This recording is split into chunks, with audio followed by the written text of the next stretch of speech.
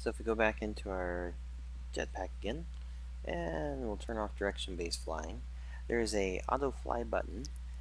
So the auto fly, we'll use that one, and then also the only use single item animation. When you're in Tile Builder, when you're building out a jetpack from scratch, there'll be an option to actually use item animations versus the jetpack animations. For jetpack, there are probably 30 plus different animations you can use for it. So if you try and keep it simple, you can use this one. So we'll go ahead and just do the auto fly. So it's going to do basically what it says, which is if you push the button once, then it'll start to fly. And let's go ahead and place a camera in the scene here. There we go. So auto fly just requires the button to be pushed once to start up the jetpack. So if I just push the Z button once, then he's just going to start flying. If I push the button again, then the jetpack will turn off. So nice and simple. It kind of depends on how you're wanting to design your jetpack or a floating device.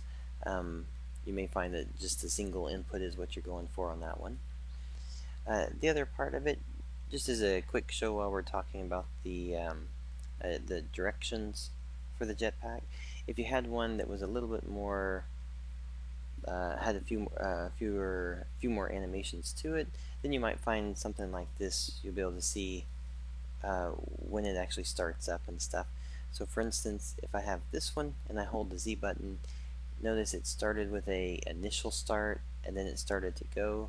So there's 3 stages. There's a start, a getting warm, and then a really fast.